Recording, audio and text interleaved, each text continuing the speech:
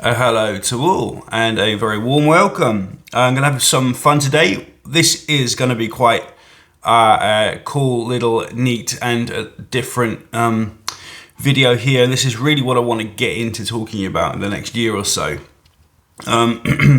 Really in depth because it helps us understand Jesus Christ as a huge metaphor or an analogy for cosmic forces and balance and harmony and oneness.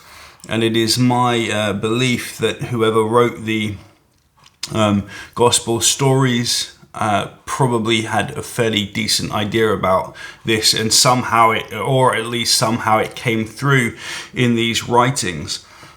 And that is that Jesus is constantly talking about opposites and distinctions and primal distinctions and opposites, and the very stories themselves are about this dualism, but that Jesus here is harmonizing, and you're supposed to see in these stories a process of kind of nucleating and bringing together opposites, which is basically the story of stories.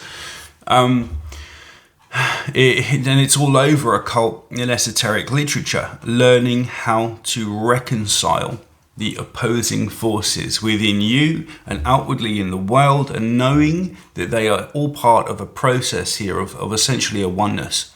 They exist on a spectrum. It is the coincidentia oppositorum, this coincidence here we see of opposites all around, but also the understanding here that the truly wise person will see that there is a harmony to be gained in living in this world of positive and negative polarities and so on. I lost my pen. Oh no, I have to pick up another one. So yeah, we're just going to go through a few of these things, and we see these in the Gospels, and they're really beautiful, and they're prevalent. And I think these things here that, with people with eyes to see and ears to hear, are supposed to really track onto and begin to take into their own lives and understand and learn, be able to really truly decipher these parables and Jesus' sayings. So here we go. This is the canonical Gospels often present Jesus in paradoxical terms. He is the exalted Son of God, yet the humiliated Son of Man, the Lion of Judah, yet the Lamb who is slain, the bridegroom present and absent at once. Okay, while Orthodox Christianity interprets these paradoxes as mysteries or faith pointing to the incarnation, death and resurrection of faith, so mysteries of faith. Gnostics and mystical Christians reworked these same tensions into a broader metaphysical framework. And it's my contention here that this was already known all along, and that was actually this is the gem, the gold within these texts, is beginning to see that this Jesus Christ here has come along as a man, and the Messiah, and the God at the same time, right? Jesus and the Christ. The Jesus, the man, Yeshua the man, but the Christ, the anointed of God as well. This is us in potentia.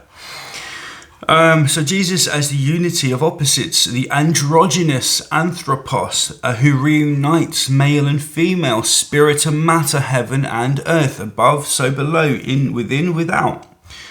This essay explores how the Gospels encoded paradoxical imagery that resonates with the Gnostic motifs of androgyny, unity, reconciliation of opposites, showing continuity between canonical and heterodox traditions here.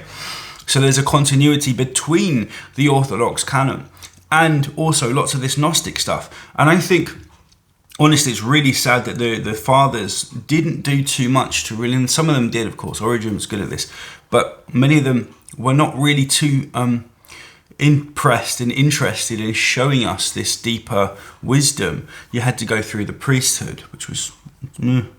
Anyway, the Synoptic and Johannine traditions depict Jesus as embodying contradictions that only make sense when held together in him. So the virgin and motherhood, so the virgin birth, fuses contradictions. Virginity, absence of sexual union, maternity, its fulfillment. So Jesus' very origins is a paradox of union without union, right? Alpha and Omega in Revelation 22:13. Jesus identifies himself as the Alpha and the Omega, beginning and end. He is simultaneously origin and completion, collapsing temporal opposites into a single divine identity. Lion and lamb, okay, the prey and the preyed upon. Revelation 5:5-6 describes him as both the lion, royal strength, and the lamb, innocent victim. It's so plain to see. In him, the predator and prey, victor and sacrifice coexist.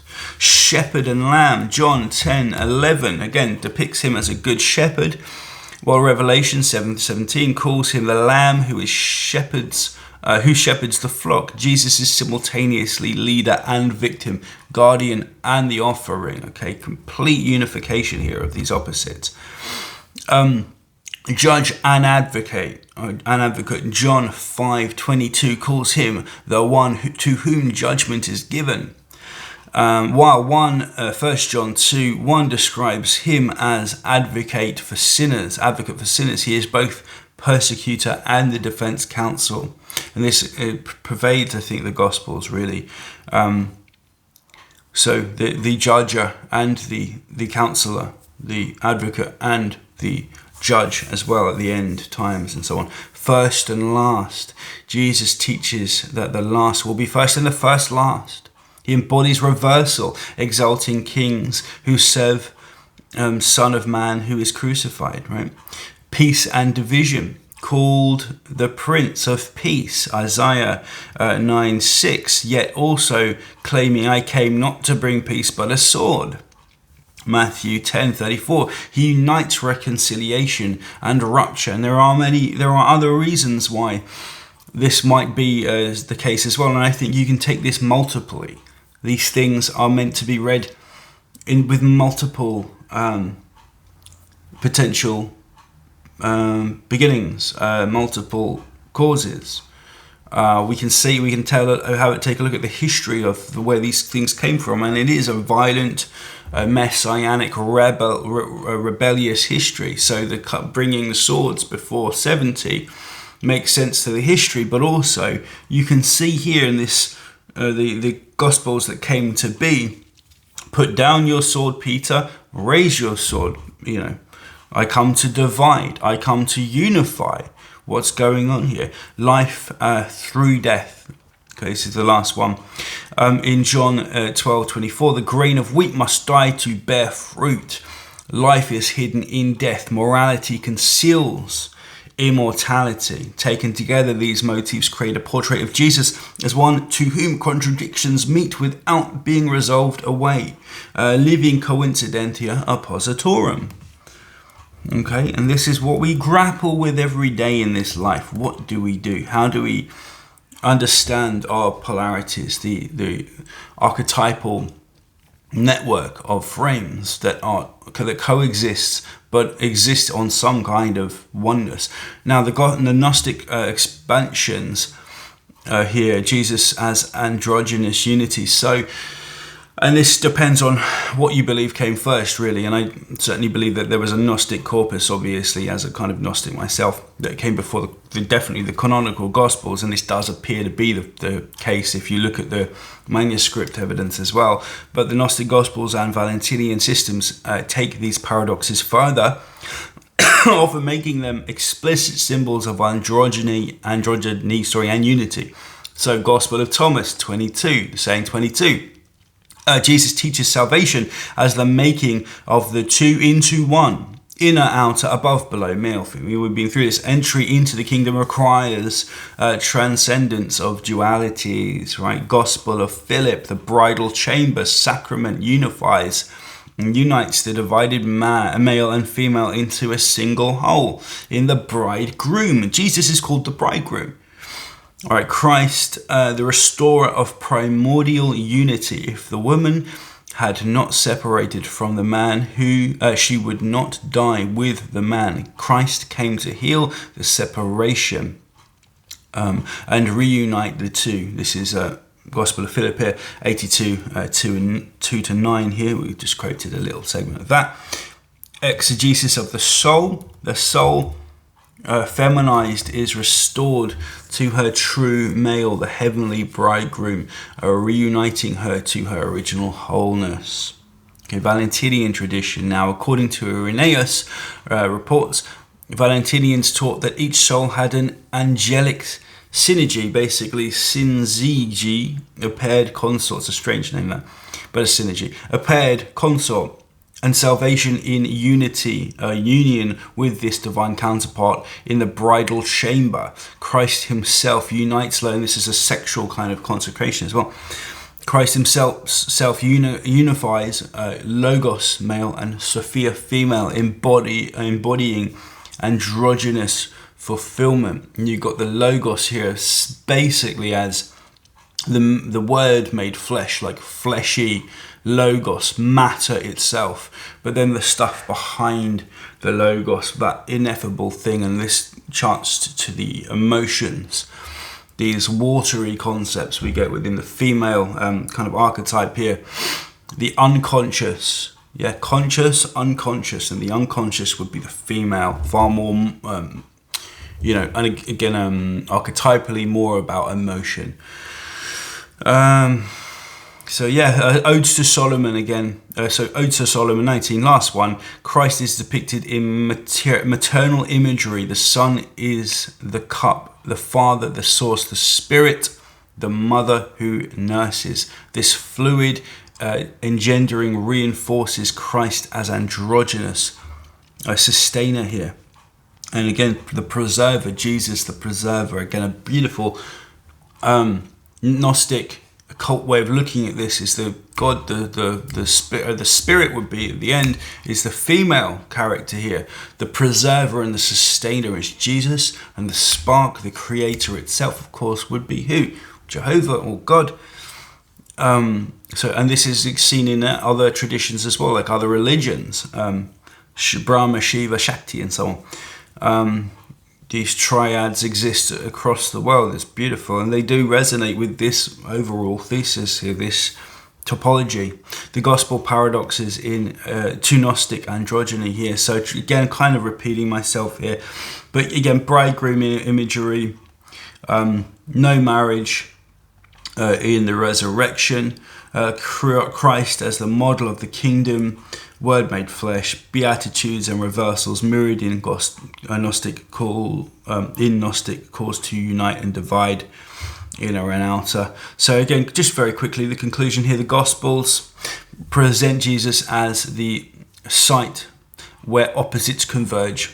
Life and death, exaltation and humiliation, judge and or advocate, shepherd and lamb. These paradoxes encode a vision of Christ as a reconciler, as the one, as a oneness, and a oneness in yourself of contradictions. The Gnostic texts amplify this version into an explicitly androgynous theology. Christ as male and female, the divine bridegroom who reunites a soul with its lost counterpart, the healer of the primordial spirit. Far from being alien inventions, these Gnostic motifs can be seen as esoteric expansions, or probably the esoteric core that was then later watered down to fit into the Gospels. Paradox is already embedded in the Gnostic, in the Gnostic tradition, becoming the Gospel traditions. The Jesus of the Gospels is not simply one moral teacher of morals, teacher of morals. He is the living paradox, the union of opposites, the mystery of mysteries, in whom all dualities, life, death, human, divine, male, female, are reconciled.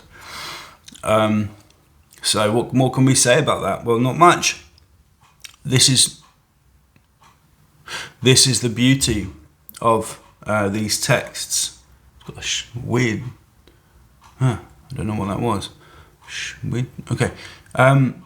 Very strange. Beautiful. And you can see why, like, a basic reading of these Gnostics from the Church Fathers perception of things, and if they were being mean, basically, as well, is that these are just dualists. Well, Gospels are dualistic, aren't they? We've just been through them. The dualism, of course, exists here, and they taught dualism. Buddha teaches suffering, but he teaches the end of suffering, and how does he do that? Harmony, harmony, harmony, harmony. That's the big lesson here. That's one of the biggest rules in the occult, and how to hold together opposites in tension and realize what they are and reconcile and overcome them. The greatest, oldest sages knew this and taught this as well. It is a universal pattern. Anyway, peace out.